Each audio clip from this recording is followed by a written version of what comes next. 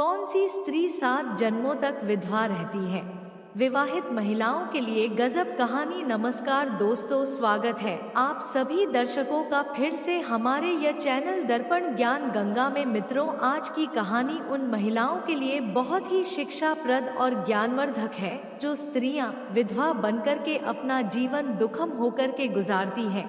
उनका जीवन बड़ा ही दुखम होता है। कहते हैं कि बिना पति के उस स्त्री के जीवन में क्या दुख आते होंगे जिनका वर्णन नहीं किया जा सकता, क्योंकि जिन स्त्रियों के पति नहीं होते हैं उन्हें समाज में चलना बड़ा ही मुश्किल हो जाता है, और यदि चलती भी है तो अपना कदम बड़ा सोच समझ करके रखना पड़ता है ताकि समाज उनके ऊपर उंगली ना उठाने लगे। इसलिए दोस्तों कहते हैं कि विधवापन का दर्द क्या होता है, दुख क्या होता है, यह तो वही विधवा स्त्रियां ही जानती हैं। भगवान करे ऐसा दिन, ऐसा जीवन किसी भी स्त्री के लिए गुजारना ना पड़े। जो भी स्त्री इस दुनिया में आए तो उसका जीवन सुहागिन बन कर के ही बीते, यही स्त्री के लिए सबसे बड़ा सुख होता है और स्त्री के लिए सबसे बड़ा दुख होता है उसका विधवा बनना, क्योंकि बिना पति के जीवन गुजारना स्त्री के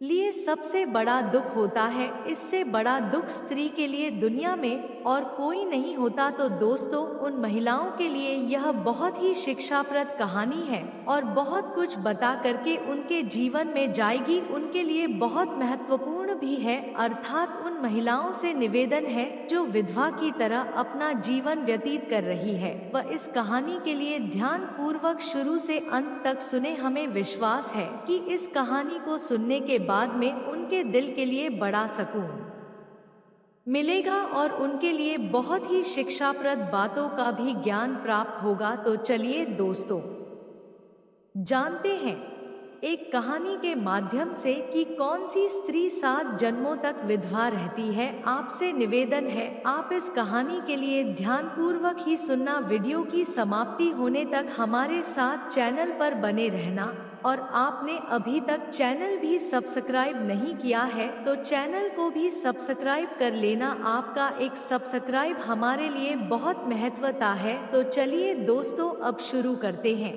आपके लिए यह बहुत ही ज्ञानवर्धक और गजब कहानी। प्रिय दर्शकों, एक दिन की बात है, द्वारिका का भव्य महल अपनी दिव्यता से बहुत ही प्रकाशित हो गया था। सागर की लहरों की सुंदर आवाज और हवा की शीतलता ने वातावरण को आनंद से भर दिया था। उस दिव्य वातावरण में भगवान श्री कृष्ण अपने राज्य सिंहासन पर विराजमान थे। उसी समय देव ऋषि नारद अपने हाथ में बीड़ा लिए हुए महल में आते हैं।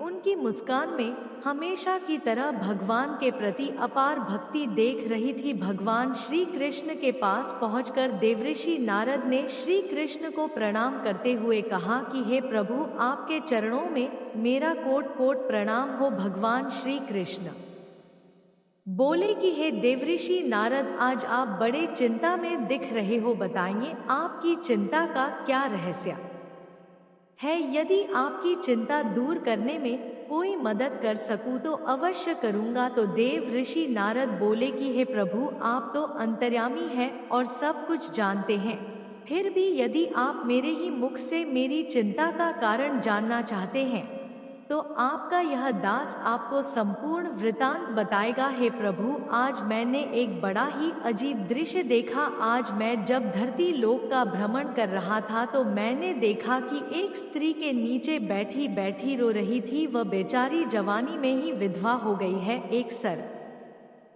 के काटने से उसके पति की मृत्यु हो गई है और मम के दूत उसके पति की आत्मा को यमपुरी ले जा रहे थे। तो मैंने उन दूतों से कहा कि हे मूतो, क्यों इस बेचारी स्त्री को जवानी में ही विधवा कर रहे हो? यह बिना पति के अपना जीवन कैसे बिताएगी? अरे बिना पति के इसका जीवन तो नरक हो जाएगा, इसलिए इसके पति को ना ले जाओ। तो फिर दूतों ने मुझसे कहा कि हे देवऋषि नारद, हम तो यमराज की आज्ञा का पालन कर रहे हैं। यह जो स्त्री है इसके भाग्य में विधवा होना ही लिखा है, इसलिए इसका विवाह कम आयु वाले पुरुष के साथ हुआ था और इसके लिए यह स्त्री खुद ही जिम्मेदार है। यह स्त्री ने जो पाप किए हैं उसी का दंड यह भोग रही है। इस स्त्री को 7 जन्मों तक विधवा होने का दंड मिला है। दोस्तों, यमदूत के मुख से यह बात सुनकर के नारद कहते हैं कि प्रभु, मुझे बड़ा ही आश्चर्य हो गया। उस स्त्री ने ऐसा कौन सा पाप किया था जिस कारण से उसे जवानी में ही विधवा होना पड़ा। यह जानने के लिए मेरे मन में बड़ी जिज्ञासा हुई, इसलिए हे भगवान, मैं आपके पास आया हूँ। हे अंतर्यामी, अब आप ही मुझे बताइए कि वह कौन सा पाप है जिसे करने पर स्त्री को 7 जन्मों के लिए विधवा होना पड़ता है। दोस्तों, तो भगवान श्री कृष्ण मुस्कुराते हुए उत्तर दिया कि हे देव ऋषि, आपने ठीक ही किया है जो यहाँ पर आ गए हो। आपके प्रश्न के माध्यम से समस्त संसार को यह ज्ञान भी प्राप्त हो जाएगा और आपकी शंका भी दूर हो जाएगी। लेकिन मैं आपको उस पाप के विषय में बताने से पूर्व एक प्राचीन कथा सुनाता हूँ।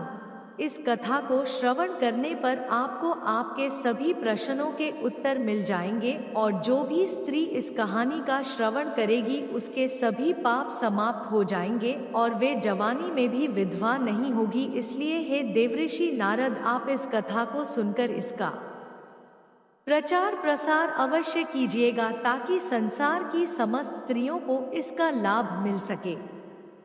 तो देवऋषि नारद बोले कि हे प्रभु, आपके मुख से कथा सुनना तो बड़े ही सौभाग्य की बात है। मैं अवश्य इस कथा को ध्यानपूर्वक सुनूंगा और इस कथा का तीनों लोक में प्रचार भी करूंगा। मित्रों, तो भगवान श्री कृष्ण ने नारद की जिज्ञासा को देखकर कहने लगे कि हे नारद, यह कथा एक स्त्री की है जिसने अपने पापों के कारण 7 जन्मों तक विधवा होने का दुख भी भोगा है। यह कथा आपको यह सिखाएगी कि कैसे हमारे कर्म हमारे भविष्य को प्रभावित करते हैं।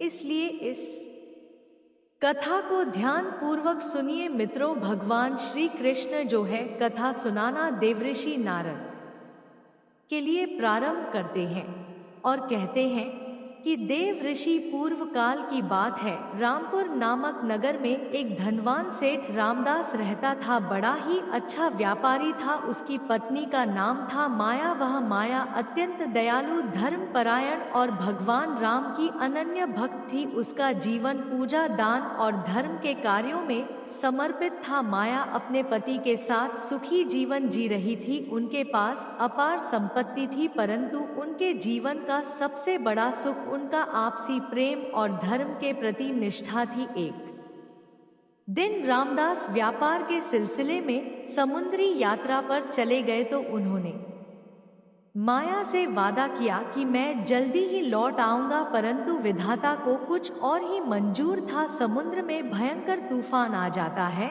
जिसने उनकी नाव को पलट दिया। रामदास ने भगवान का स्मरण किया, परंतु उनका समय हो गया था। भगवान श्री कृष्ण कथा सुनाते हुए कहते हैं